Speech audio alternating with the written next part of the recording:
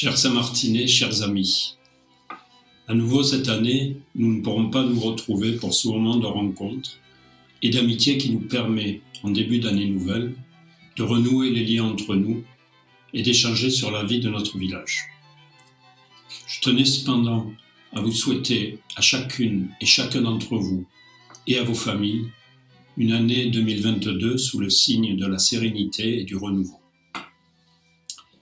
Cette époque si particulière fait naître chez nous tous beaucoup d'interrogations et d'inquiétudes et parfois de souffrances, remettant en cause les habitudes et les pratiques qui font le sel de la vie. Je pense, entre autres, à nos enfants et aux jeunes pour qui la liberté et l'insouciance devraient être l'essence même de leur apprentissage à la vie. Mais au lieu d'alourdir encore ce contexte angoissant, émanant quotidiennement des nouvelles, des commentaires médiatiques, je veux y voir la révélation de ce qu'il peut y avoir de positif et d'encouragement autour de nous. Je pense notamment à l'élan de solidarité et de bienveillance que la plupart d'entre vous ont manifesté, souvent anonymement, à l'égard des autres. Les services communaux, qui n'ont jamais été interrompus durant ces 2 années, ont répondu avec tous leurs moyens pour atténuer et proposer des soutiens à chacun, comme la distribution de masques et de gants, les séances de vaccination à la salle des fêtes. Saint-Martin était le premier village du Var à avoir reçu le vaccinobus à domicile, ou encore les appels réguliers effectués auprès des personnes vulnérables. À cet effet, je veux rendre plus particulièrement hommage à Geneviève, notre secrétaire de mairie, qui m'a accompagné dans cette tâche, bien au-delà du cadre de sa mission professionnelle, et a été une ressource efficace dans ce souci manifesté auprès de nos concitoyens. Je salue également l'élan qui s'est créé lors de l'ouverture du cercle, malgré l'impossibilité d'avoir une activité de restauration jusqu'au 15 mai, par la commande régulière de plats à emporter de la part de nombreux habitants. En retour, Camille et Louisa continuent, au-delà de leur engagement contractuel, à assurer un rôle social et solidaire par le portage de courses, de repas ou de services auprès de personnes âgées ou isolées. Tous ces aléas, s'ils ont épisodiquement entravé l'activité générale, n'ont pas pour autant figé la mise en œuvre des projets communaux. Ainsi, l'aménagement du quartier de Fontette a été finalisé avec la création de la voirie et de l'ensemble des réseaux nécessaires à l'urbanisation de cette zone, prévue déjà depuis une quinzaine d'années à la suite de celle des Embrassés. Ces réalisations ont été également l'occasion de mettre au niveau exigé par les nouvelles réglementations les réseaux de défense incendie en matière de pression et de débit grâce au renforcement du surpresseur. Par ailleurs, les travaux d'amener de la fibre optique sont en cours sur l'ensemble de la commune, comme vous avez pu le voir. Quasiment tous les écarts sont désormais pourvus et le raccordement du village va se réaliser dans les prochains jours. À cet effet, il est nécessaire que les propriétaires sollicités puissent répondre favorablement à la demande de pose de boîtiers sur leur maison. L'actuel boîtier de connexion au cuivre sera retiré lorsque l'ensemble des logements seront raccordés à la fibre. À savoir que l'ensemble du territoire national devra être fibré d'ici 2025 et que les réseaux en cuivre ne seront plus opérationnels au plus tard en 2030. Dans quelques jours également, le nouvel adressage sera officialisé et si quasiment aucun changement n'interviendra pour les résidents du village ancien, en revanche, tous les autres logements vont se voir attribuer une nouvelle adresse précise et définitive. Cette opération, qui est d'ores et déjà prise en compte dans les références nationales, comme le cadastre, les références GPS, les services de secours ou les services de messagerie, était indispensable pour la localisation et la sécurité de chacun d'entre nous.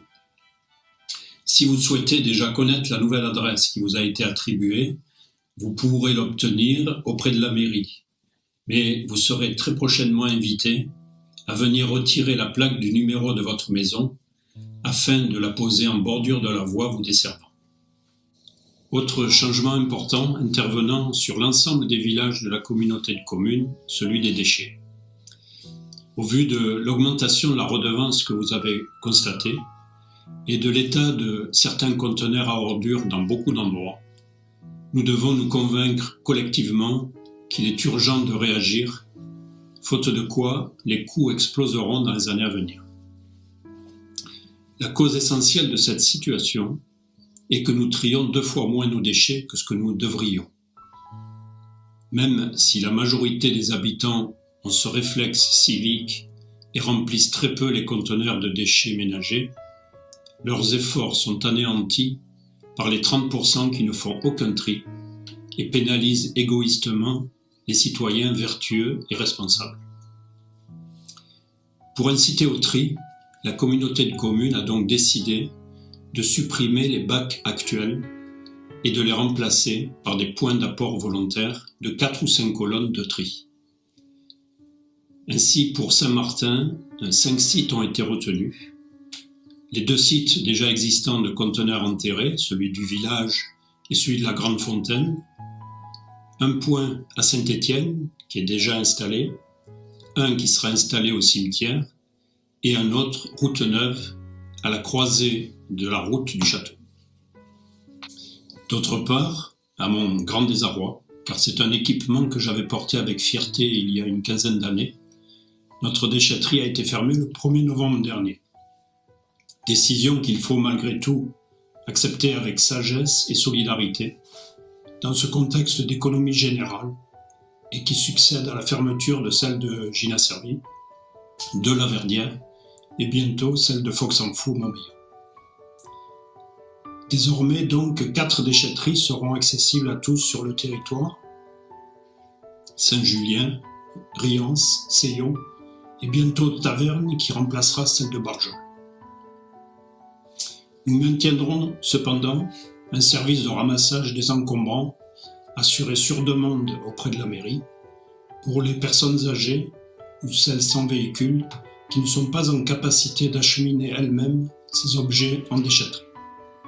Sur ce sujet et sur bien d'autres, la communication est devenue essentielle afin de prendre conscience de l'intérêt général et que chacun se sente acteur de la vie du village et accessoirement pour corriger aussi un certain nombre d'âneries qui se propagent sur ce que j'appelle les ragots sociaux.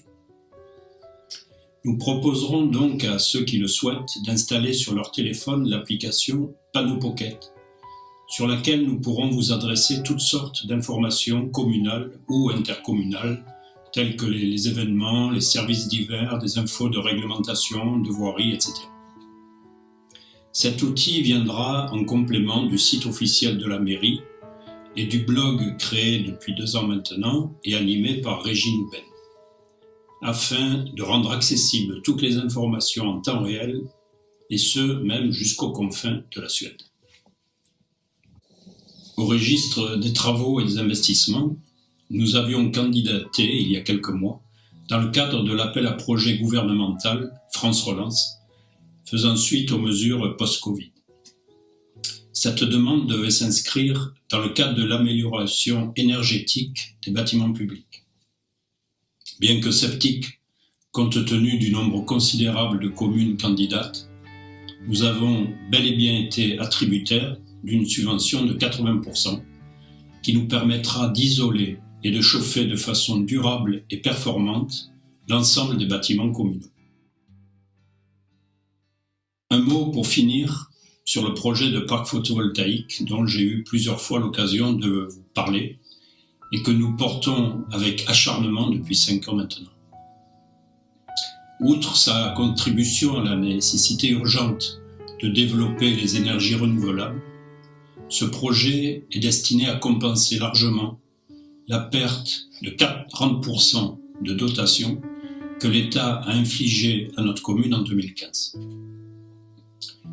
Alors qu'il s'agit d'un projet public, 3 fois moins vaste que les 5 parcs photovoltaïques privés qui nous entourent en surface, les services de l'État refusent toujours son permis de construire, dans un acharnement à notre égard totalement incompréhensible. Après avoir rencontré à plusieurs reprises le préfet du Var et le sous-préfet de Brignoles, j'ai pris le parti de conditionner l'autorisation qui nous a été demandée de traverser en souterrain la piste R17, toute la longueur de la commune, pour connecter le parc d'Esparon à Saint-Maximin. J'ai donc pris le parti de le conditionner au déblocage de l'autorisation de notre propre parc. Ce projet est vital pour l'avenir de notre commune et c'est l'affaire de tous, comme en témoignent les 45 familles que je remercie vivement d'avoir à l'unanimité donné un avis favorable et motivé lors de l'enquête publique cet été. Ce qui représente une participation exceptionnelle et inédite par rapport à la population du village, au dire même du commissaire enquêteur. Je veux conclure mon propos en remerciant tous ceux qui participent, donnent de leur temps et de leur énergie pour le bien de tous.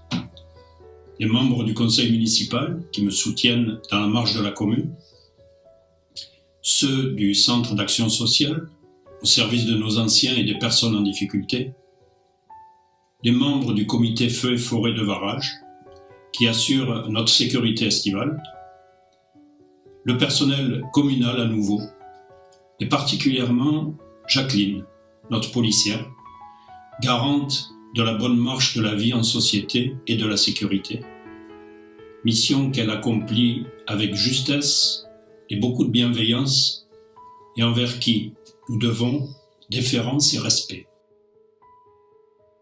Merci bien sûr au comité des fêtes et à tous ses membres qui, dans ce contexte sanitaire rigoureux, ont très bien réussi à nous offrir des moments de gaieté et de réjouissance, notamment cet été, ainsi qu'à tous les bénévoles d'associations ou tous les anonymes qui contribuent à faire vivre notre communauté dans l'amitié et dans le partage. Je fais le vœu que nous nous rencontrions à nouveau très bientôt autour de grandes tablées ou d'un bon verre pour retrouver enfin l'esprit qui a toujours animé notre village. Et je souhaite pour chacun d'entre vous, pour vos familles, une année 2022 pleine d'espérance et de lumière.